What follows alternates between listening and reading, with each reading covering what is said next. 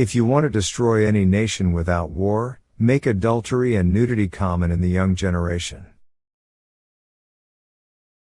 I wanted to talk to you and other journalists and prove that by the grace of Allah Almighty I am alive. I would request our journalist brothers to check news about the killing of our commanders before reporting it to the media.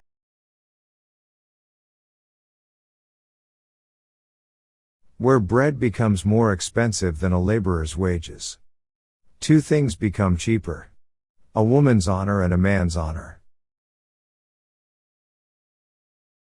When the rulers prioritize the protection of their lives, they are not convinced to protect the honor of the country and the nation.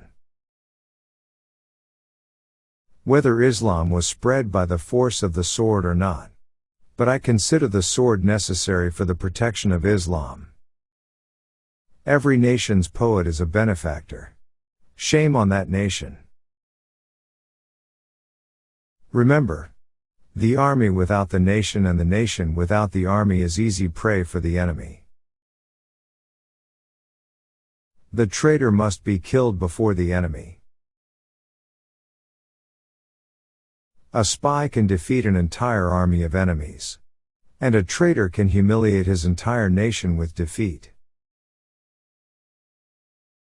No one can defeat a nation whose youth is awakened. The best way to defend is to swallow the enemy before you even think of him. The Ummah knows how to give life. This is the Ummah of the best sellers, but the sellers of the faith have put us in chains. I see that the Palestinian territories will always be far from peace. The martyrs of the nation and the oppressed daughters of the nation are written into the destiny of the forgotten nation.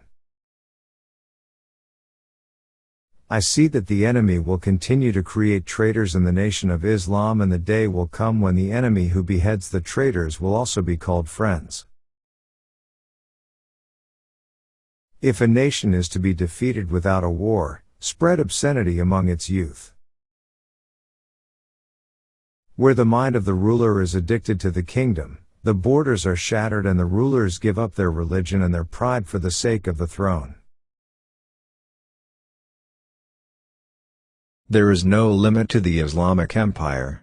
From the day you bound yourself in this great religion of God, Islam, to the frontiers, think that you will be imprisoned in your own prison. Then your boundaries begin to shrink. If you want to live like a dignified nation, don't forget your traditions. The punishment for treason is given to him who cuts the roots of the country and the nation and strengthens the hands of the enemies of religion. Even if the ruler himself is guilty of it, he is a traitor and deserves punishment.